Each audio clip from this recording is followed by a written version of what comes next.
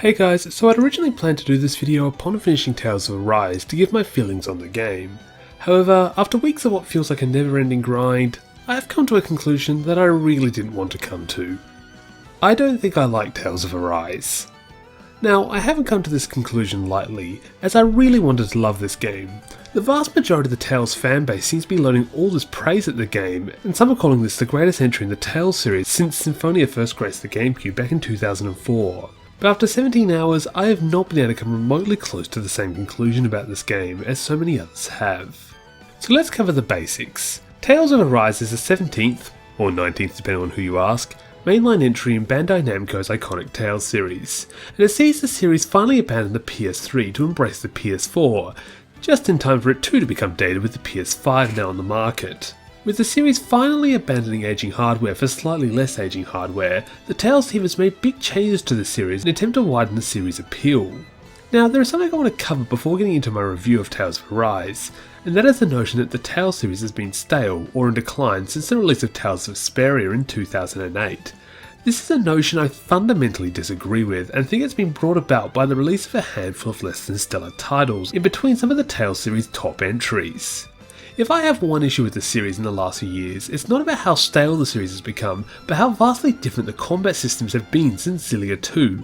In 2010 we would see the release of Tales of Graces, along with the introduction of the style shift linear motion battle system.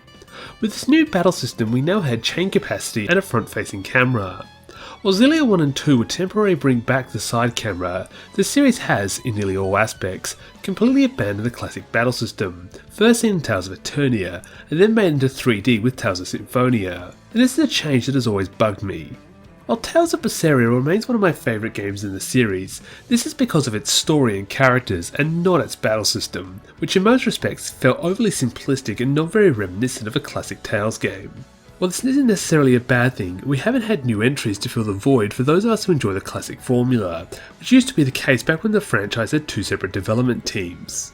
So when it came to Arise, I was hoping that the game would somewhat return to the classic Tales battle system of Symphonia, Abyss and Vesperia. So let's move on to Tales of Arise itself, starting with the pros. For starters, Arise is a beautiful game. Not only does the game benefit from no longer being restricted to the limited power of the PlayStation 3, it also has a strong world design. Arise has definitely taken a page or two from games like Xenoblade Chronicles 2 when it comes to its gaming environments, as we now have some truly stunning world environments to explore, from the fiery hellscapes of Calaglia, to the beautiful snow caps of Slodea, to the scenic grassy valleys of Ida Menenche. I have definitely not been disappointed in the game's variety of environments. I have also not been disappointed in the story or characters. By this point it should be no surprise that the Tales series has once again delivered us a strong cast of complex characters with unique backgrounds and motivations that play into a well-crafted story. Shion in particular reminds me a lot of Velvet with her lone wolf demeanour and has grown to be my favourite character out of the main cast from a story perspective. However, I need to stop the pros right there. While I enjoyed the story, the choice of an even darker story than those found in Xillia 2 and Vesperia have taken their toll on the game's lighter elements. I am definitely finding myself laughing a lot less at the game's handful of comedic moments. Having the setting of an enslaved world with characters that have been through hell and back kinda makes it difficult to produce comedy gold moments as seen in the rest of the series. Say what you want about Vesperia's darker story, but at least had Margilu and Rokuro to deliver the lighter lines. As a fan of the Xeno series, it's been kind of funny watching that series become more light-hearted with each entry, while Tales goes in the opposite direction. I also had to mention issues with the game's skills and progression systems. Skill point costs seem way too expensive and will often require you to undertake side quests to get enough points to unlock new skills, which kind of kills the point of side quests being a, side quest. There is also the issue with equipment progression, with new weapons requiring you to scour the land for that one specific material, while armour can simply be bought at shops with money. However, these issues with the game are just minor grievances that hardly affected my enjoyment of the game. No, what really drove me to put this game down was the battle system. When I first played Tales of Vesperia 6 years ago, I was immediately hooked into its battle system. As a big fan of the Super Smash Bros. Series, I immediately clicked with Vesperia's combat due to similarities with things like regular and special attacks, as well as the directional inputs. In my eyes, the game had somehow managed to make a fighting game into a JRPG battle system, and it was awesome. From that day on, I was a huge Tales fan, and I would immediately seek out and play Tales of Symphonia, followed by Tales of the Abyss, and then Tales of Xillia 1 and 2. I even gave Zysteria a try in multiplayer sessions with my friend, but never got around to finishing it due to other commitments. I will finish that game eventually. Speaking of Zysteria though, I noticed a change in how Tales battle systems after Vesperia were designed.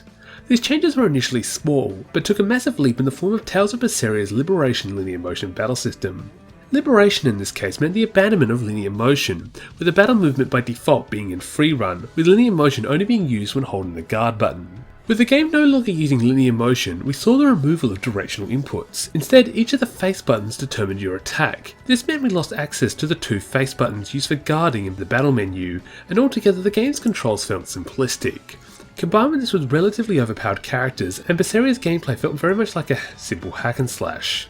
The battle system was really losing its fighting game feeling, and with the Rise supposedly being a return to form for the series, I prayed that it would bring back this fighting game feeling that I had been missing. So, did it succeed? No, in fact it was almost worse in every way imaginable. Let's start with the elephant in the room, the death of the linear motion battle system.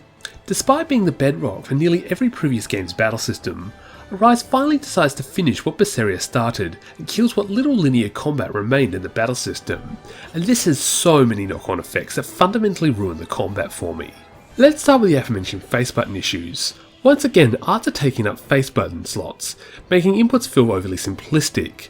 As a result, art options feel limited, especially for casters who cannot use spells while in the air, thus limiting them to only be able to initially use 3 spells, less so if they want a regular art available as well. Even when you later get the ability to use the L2 button to use extra sets of arts, your final selection tops out around 6 ground slots and 6 aerial slots. Combine this with the 16 art slots available in the Vesperia and the Xillia games, of which no restriction is placed on what type of art goes in which slot. You can even use art shortcuts for AI-controlled party members, and even then there's still plenty for your own. If you want to see aerial art play done right, I recommend Tales of Hearts R, who allows most arts to be used on the ground and in the air without dividing them into 2 exclusive categories. The move to non-linear movement hasn't only ruined art slots, it's also messed up defensive gameplay too. While Tales of Destiny 2 introduced the idea of back and front stepping, it wasn't until Tales of Graces that combat became more dodge focused instead of the series' traditional focus on blocking attacks. While I quite like the dodge mechanics of Graces and Xillia due to there being distinctions between sidestepping and backstepping, with different benefits to both, I did not like how Arise handled dodging. I didn't like the sloppy feel to dodges due to the non-linear gameplay, but what really kills the defensive play is the lack of guarding options, for everyone par Kasara, who instead can't dodge. Most fighting game veterans know that there is a time to dodge and another time to guard, however these concepts seem completely lost on Arise. Okay, so Arise has messed up defensive play, but I'm sure the offensive play works fine, right?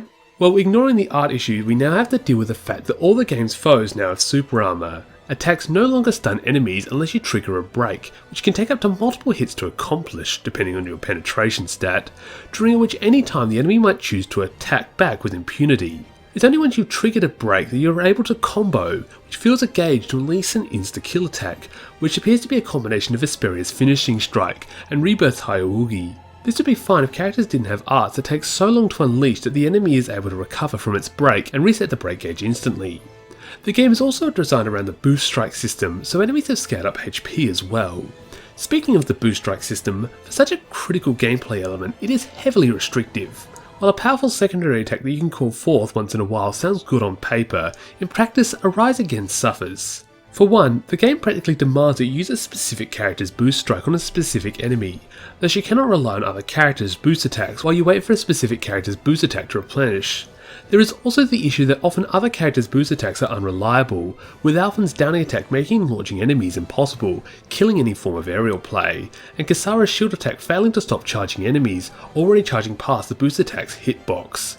But I haven't covered my least favourite part of the battle system, which has to be the boss fights. When I initially started getting into boss fights, I found it weird that no matter what I did, I couldn't stun the boss into combos. I kept thinking I was doing something wrong until I looked through a walkthrough and found out that you can't stun bosses. Instead, you need to wait until they finish their attack and go into a recovery animation before you unleash as many attacks as you can before they start attacking again. So you're telling me no matter how well I play, at the end of the day, the only one who can stun the boss is the boss itself? Well, that makes the penetration stat useless. And this is just the tip of the iceberg. With the game so heavily built around the boost strike system, the boss's health bars have been massively scaled up too, to the point where they become massive damage sponges. This combined with the short stagger times of bosses makes fights way longer than they should be, since again, we can't stun lock bosses for massive damage unlike in every other Tales game. Since we can't stun, we also can't launch enemies too. While this isn't too much of an issue for large monster type enemies, it is a problem for smaller human type enemies, with jumping giving you way more height than in previous games. Human bosses will often fall well below where your character's aerial hitboxes are, making aerial attacks practically useless against them. What is the point of mastering combos in regular fights if the bosses are completely unaffected by them? And I haven't even covered the bosses going into non-stop overlimit when they near 0 HP, making fights even more annoying as they can't even be interrupted as they spam the most devastating attacks in their arsenal. Despite all these issues, I tried to enjoy Tales of Arise, I really did.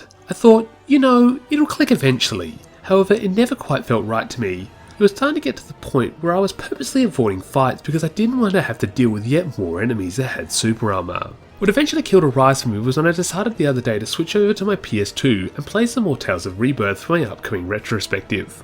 I loaded up my save file, got into my first battle, and you know what? I immediately clicked with the battle system.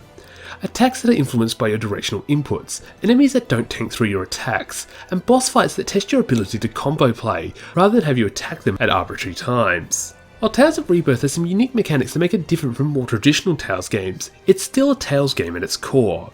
I cannot say the same thing for Tales of Arise. Its combat is way too foreign for me. If you rename this game to something else, I would in no way think that what I was playing was remotely related to the Tales series. At the end of the day, Tales games, to me, are supposed to be JRPGs with fighting game style battle systems, and that system is wholly lacking in Arise, and that's why I won't be finishing it anytime soon. Sorry for those hoping I would have more positive things to say about Tales of Arise, but looking on the bright side, by finally putting this game down, I'm now free to finish up my Tales of Rebirth retrospective, and I have a lot of good things to say about that game. Before I finish up, I want to give a shout out to my friend Geofloon, who was nice enough to help me out editing this script and raising his own issues with Tales of Arise, link to his channel down below. So until next time, bye.